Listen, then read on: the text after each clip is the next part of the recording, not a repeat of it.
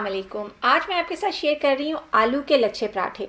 ये पराठे जो हैं बहुत ही मज़े के और बहुत ही क्रिस्पी बन के तैयार होते हैं और सर्दियों में तो ये बहुत ही अच्छे लगते हैं।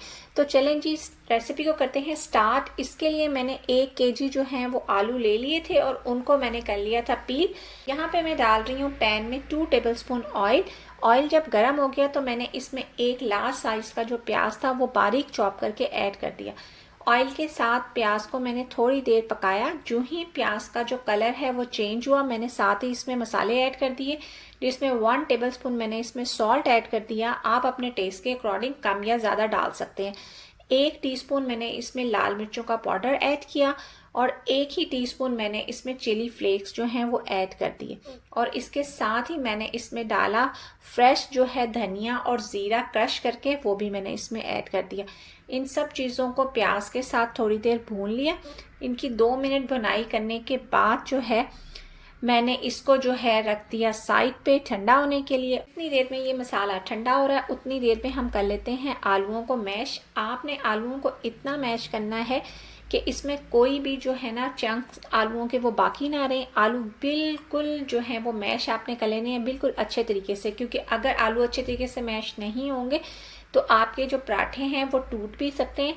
तो इसलिए आपने बहुत ही अच्छे तरीके से मेक श्योर करना है कि ये आपके आलूओं में कोई भी जो है ना चंक्स बाकी ना रहे।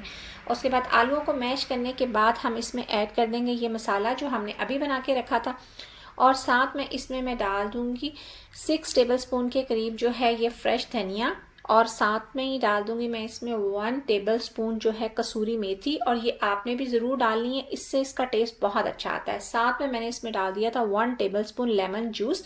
लेमन जूस डालने के बाद आपने इस मिक्सचर को बहुत ही अच्छे तरीके से मिक्स कर लेना है। उसके बाद जो भी आपके घर में नॉर्मल आटा है वो लेके आपने उसके बना लेने हैं 2 पेड़े। ये देखिए मैंने इस साइज़ के पेड़े बनाए हैं। उसके बाद मैंने इसकी बेल लेनी है 2 रोटियां सेम साइज़ की, और इस आटे में मैंने ना तो कोई मैदा ऐड किया है, ना नमक ऐड किया है, ना ही कोई और स्पाइस ऐड किया है। ये जस्ट नॉर्मल आटा है। रोटी बेलने के बाद इस पे आपने जो अभी आलूओं का मिक्सचर बनाया था वो अच्छे तरीके से आपने स्प्रेड कर देना है। फिर जो दूसरी रोटी है वो इसके ऊपर रख देनी है और दोनों रोटियों को आपस में एक दूसरे के ऊपर रख के अच्छे तरीके से आपने कर देना है सील। फिर आपने इसको जो है ना लंबाई में 1-1 इंच के फासले से इस तरीके से कट्स लगा लेने हैं।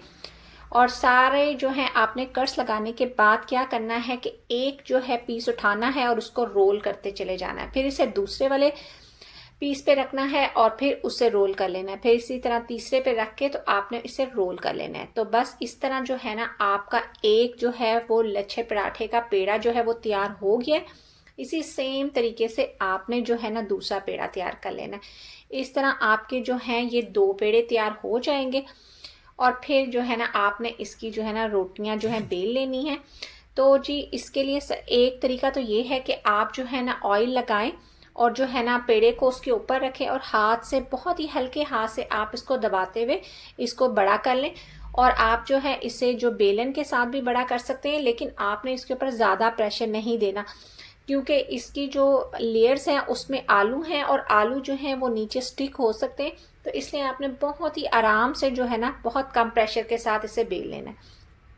और दूसरे तरीके के लिए आपने क्या करना है कि आपने पहले जो है थोड़ा सा इस पे डालना है ड्राई आटा और उसके ऊपर रख देना है पेड़ा, और उसके बाद फिर आपने उसी तरीके से बहुत ही नरम हाथों से इसको जो है थोड़ा सा फैलाना है हाथ से, और उसके बाद जो है आप इसको बेलन से बहुत ही हल्के हाथ से प्रेस करते हुए इसको जो है आपने जितना साइज इसका रखना है आप रख सकते हैं। आपने पेड़े को बेलते हुए बहुत ही इस पर कम प्रेशर देना है, क्योंकि अगर आप ज़्यादा प्रेशर देंगे तो हो सकता है कि आपका जो पराठा है वो नीचे से स्टिक हो जाए और आपको उसे तवे पे ट्रांसफ़र करने में प्रॉब्लम हो। लेकिन अगर आपका पराठा थोड़ा सा स्टिक हो जाए तो आपने घबराना बिल्कुल नहीं है, आप उसे तवे पे ले जाके भी सेट कर सकते हैं।